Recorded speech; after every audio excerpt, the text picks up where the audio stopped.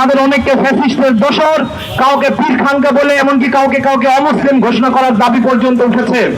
এরকম পরিস্থিতিতে ইন্টারিমের আমলে বাংলাদেশ কার্যত একটা মব সন্ত্রাসের উর্বর ক্ষেত্রে পরিণত হয়েছিল।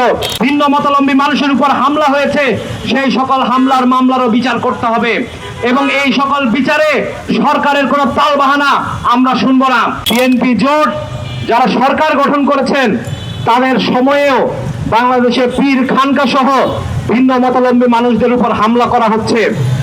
আপনারা সকলেই জানেন মিরপুরে শাহ আলী মাজারে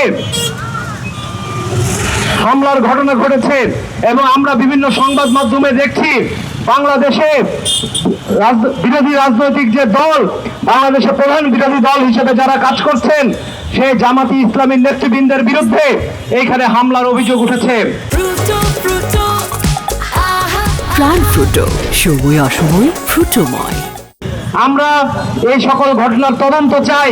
একই সাথে ইন্টারিমের আমলে আমরা দেখেছি বাংলাদেশের নানা রকম ভাবে এই ধরনের মব সন্ত্রাস, বিরোধী মতের মানুষের উপরে হামলা, তাদের এমনকি কোথাও কোথাও কুষ্টিয়াতে আপনাদের মনে আছে একজন পীরকে তুলে নিয়ে গিয়ে হত্যা করে তার লাশ আগুনে জ্বলিয়ে দেওয়ার ঘটনা পর্যন্ত ঘটেছে। এইরকম একটা পরিস্থিতির সময়ে আমরা ইন্টারিম সরকারের সময় পার করেছি।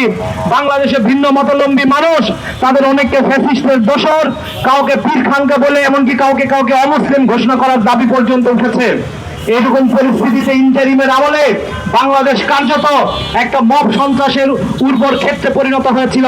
বাংলাদেশের পীর খানকা সহ বিভিন্ন ভিন্ন মতাবলম্বী মানুষের উপর হামলা হয়েছে। তার ধারাবাহিকতায় আমরা দেখছি নির্বাচনের পরেও বর্তমান সরকারের অধীনেও বিভিন্ন পীর খানকায় আক্রমণ করছেন এবং এই সকল ঘটনার বিপরীতে সরকার যে ধরনের ব্যবস্থা নিচ্ছে তার মধ্যে আমরা দেখছি যে অনেক ক্ষেত্রে সেটা লোক দেখানো। এমনকি সরকার কার্যত শক্তভাবে সকল পথ মতের মানুষের তাদের যে মত দেবার অধিকার, তাদের যে নিজেদের মত সেটার সুরক্ষা, সেটা এই সরকার নিশ্চিত করতে পারছে না।